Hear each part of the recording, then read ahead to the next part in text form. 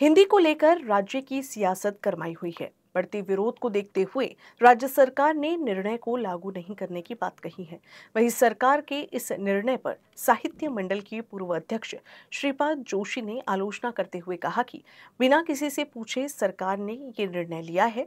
ये मराठी भाषा राज्य है, यहाँ पढ़ाई मराठी से होनी चाहिए। यही नहीं, जोशी ने राज्य सरकार पर भाषा विवाद खड़ा करने का आरोप लगाते हुए कक्षा चौथी तक मातृभाषा से पढ़ाई करवाने का सुझाव दिया है। हिंदी को लेकर राज्य की सियासत गरमाई हुई है। विपक्ष लगातार सरकार के उस निर्णय का विरोध कर रहा है जिसमें कक्षा 1 से लेकर कक्षा 5 तक जो है हिंदी को एक तरह से तीसरी भाषा के तौर पर शामिल किया गया। हालांकि लगातार विरोध के बाद जो है अब सरकार ने उस पे आदेश को पलटा है और मुख्यमंत्री देवेंद्र फडणवीस ने खुद कहा है कि अब हम जितने भी स्टेक होल्डर हैं उनसे बातचीत करेंगे और उसके बाद जो है इस पर निर्णय लेंगे। मराठी में एक कहावत है, आधी कळस मग पाया। पहिले कळस बांधायचा आणि मग पाया खोदायचा, अशी इमारत खोदणं चालू आहे। आधी आपण निर्णय घेऊन टाकला। आम्ही आधीच म्हणत होतो की कोणाला विचारून घेतला, कोणत्या तज्ञांना विचारलं, कोणत्या संबंधित घटकांशी चर्चा करून तुम्ही निर्णय घेतला आणि याचे काय परिणाम होणार आहेत गंभीर दूरगामी, याच्यावर काय अध्ययन केलं राज्यांनी, कोणत्या तज्ञांनी केलं, तो अहवाल आम्हाला सांगा। आणि हा निर्णय घेताना कोणी मागणी केली तिसऱ्या भाषेची? मुळामध्ये ही भाषिक राज्य आहेत, आपापल्या भाषेच्या जतन संवर्धनासाठी, भाषा साहित्य संस्कृतीच्या संवर्धनासाठी निर्माण झालेली आहेत। सगळा व्यवहार प्राधान्याने आणि प्रामुख्याने मराठी भाषेतून होईल असं राज्याचं मराठी भाषा धोरण सांगत आहे। मग प्राधान्याने आणि प्रामुख्याने म्हणजे काय? 1ली ते 5वी जगात सगळीकडे मातृभाषेतूनच प्राथमिक शिक्षण झालं पाहिजे हे भाषा विज्ञान सांगतं। आपण का असे वेगवेगळे प्रयोग करतो? त्या मुलांच्या कोवळ्या वयावरती तिसऱ्या भाषेचं ओझं आपण लाटतोय। खरं म्हणजे मराठीची पण सक्तीची गरज नाही आहे, मराठी राज्य आहे हे। इथे मराठी माध्यमातूनच सगळं शिक्षण व्हायला पाहिजे, मराठीतूनच व्हायला पाहिजे।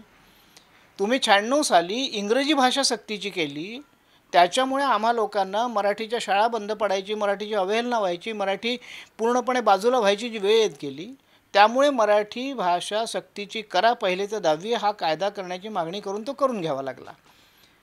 मराठी राज्यामध्ये मराठी सक्तीची करा हे म्हणणंच करंटेपणाचं आहे, दुर्दैवी आहे। खरं म्हणजे गरजच नाही ना सक्तीची करण्याची। प्रथम भाषा त्रिभाषा सूत्र पाळणारं महाराष्ट्र राज्य आहे।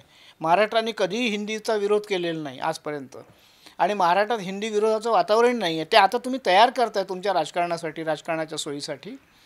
महाराष्ट्र कधीच हिंदी द्वेष करत नाही, उलट महाराष्ट्राने हिंदीचा मोठ्या प्रमाणावर प्रसार प्रचार केलेला आहे। तुम्हाला त्या लहान मुलांच्या वयावरती 3-3 भाषा लादण्याचं, ते ओझं लादण्याचं शास्त्रीय कारण काय? तुम्ही त्याचं उत्तर देत नाही आहे। तुम्ही काय सर्वेक्षण केलं, काय तुम्ही अहवाल तयार केला, काय संशोधन केलं, कोणतं सर्वेक्षण आणि संशोधन सांगतं की ही तिसरी भाषा लादा, त्याच्या परिणामांचा तुम्ही काय विचार केला? हे काहीच न करता बरं तुम्ही लादल्यानंतर आम्ही विरोध केल्यावरती मुख्यमंत्री म्हणाले हिंदी अनिवार्य नाही। आम्ही म्हटलं मुद्दा हिंदी पुरता नाही आहे, विरोध हिंदीला नाही आहे, सक्तीला आहे, कंपल्सरी करण्याला आहे। तुम्ही कोणतीही भाषा द्या ना, मल्याळम शिकवणार आहे का तुम्ही? कन्नड शिकवणार आहे? नेमणार आहे शिक्षक पूर्ण वेळ मागितल्यावरती? त्यातही तुम्ही नंतर शालेय शिक्षण मंत्र्यांनी सांगितलं की तिसरी भाषा अनिवार्य असणार नाही। तुम्ही तोंडी एक बोलता। तुम्ही निर्णय काय काढला की हिंदी अनिवार्य असणार नाही पण सर्वसाधारणपणे तृतीय भाषा असेल। हे जे चाललेलं आहे हे काही राज्य नीट चालण्याचे लक्षण आहे का? ह्या भाषेशी खेळ चालला आहे आणि याच्यामध्ये जे भाषिक राज्य ज्या मराठी भाषेकरता निर्माण झालं तिच्यासाठी त्याच राज्यातल्या त्यात मराठी माणसांनाच भांडावं लागतं आहे आपल्याच भाषेच्या रक्षणासाठी। हे दुर्दैवी, अतिशय दुर्दैवी है।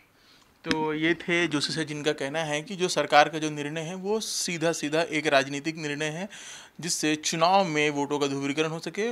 और इसी के साथ उन्होंने स्पष्ट रूप से सरकार से मांग की है कि जो हिंदी सक्ती का जो नियम है उसे तत्काल रद्द किया जाए। मेरे साथी जितेंद्र खाबरे के साथ रवि शुक्ला, UCN न्यूज़, नागपुर।